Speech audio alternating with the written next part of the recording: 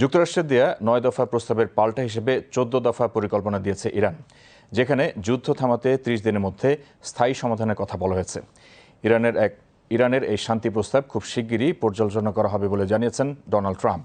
এদিকে ৬১% মার্কিন নাগরিক মনে করেন ইরানের বিরুদ্ধে যুক্তরাষ্ট্রের সামরিক শক্তি ব্যবহার করা ছিল ভুল সিদ্ধান্ত। বিস্তারিত স্বপ্না স্মৃতির প্রতিবেদনে। মধ্যপ্রাচ্যে উত্তেজনা কমাতে নতুন প্রস্তাব নিয়ে এগিয়েছে ইরান। দেশটির সংবাদ সংস্থা তাসনিম নিউজ জানিয়েছে, যুক্তরাষ্ট্রের দেওয়া ৯ দফা পরিকল্পনার জবাবে ১৪ দফা প্রস্তাব দিয়েছে তেহরান। এতে ৩০ দিনের মধ্যে স্থায়ীভাবে যুদ্ধ শেষ করার রূপরেখা তুলে ধরা হয়েছে। ইরান বলছে তারা অস্থায়ী যুদ্ধবিরতি নয়, যা স্থায়ী সমাধান। প্রস্তাবে ভবিষ্যতে হামলা না করার নিশ্চয়তা, ইরানের আশপাশ থেকে মার্কিন বাহিনী প্রত্যাহার, জব্দ করা সম্পদ ফেরত দেওয়া, অর্থনৈতিক নিষেধাজ্ঞা প্রত্যাহার এবং যুদ্ধ ক্ষতিপূরণের বিষয় অন্তর্ভুক্ত রয়েছে। এছাড়া লেবানন সহ আঞ্চলিক সব সংঘাত বন্ধ এবং কৌশলগতভাবে গুরুত্বপূর্ণ হরমুজ প্রণালীর জন্য নতুন একটি নিরাপত্তা ব্যবস্থা তৈরির কথাও বলা হয়েছে। অন্যদিকে মার্কিন সংবাদ মাধ্যম অ্যাক্সিওস জানিয়েছে, ইরানের প্রস্তাবে হরমুজ প্রণালী পুনরায় খুলে দেওয়া এবং মার্কিন নৌ অবরোধ শেষ করার কথাও রয়েছে।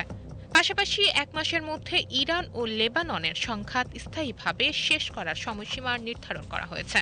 চুক্তি হলে এরপর আরও ১ মাস আলোচনা চালিয়ে পারমাণবিক কর্মসূচি নিয়ে সমঝোতায় পৌঁছানোর পরিকল্পনাও রয়েছে বলে জানা গেছে।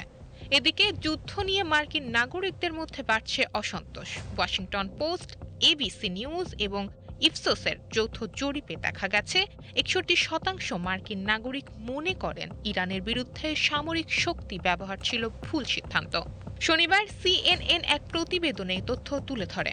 বিশ্লেষণে দেখা গেছে এই জনমত অতীতের বড় যুদ্ধগুলোর সঙ্গে মিলে যাচ্ছে। ২০০৬ সালে ইরাক যুদ্ধ নিয়ে ৫৯% এবং ১৯৭১ সালে ভিয়েতনাম যুদ্ধ নিয়ে প্রায় ৬০% মার্কিন নাগরিক একই ধরনের মত দিয়েছিলেন। রাজনৈতিক বিভাজন স্পষ্ট। জরিপে দেখা গেছে ডেমোক্র্যাটদের ৯০%, স্বতন্ত্র ভোটারদের ৭১% এবং রিপাবলিকানদের ১৯% এই সামরিক পদক্ষেপের বিরোধিতা করছেন। এমন প্রেক্ষাপটে যুক্তরাষ্ট্রের সামরিক অবস্থানেও পরিবর্তনের ইঙ্গিত মিলছে।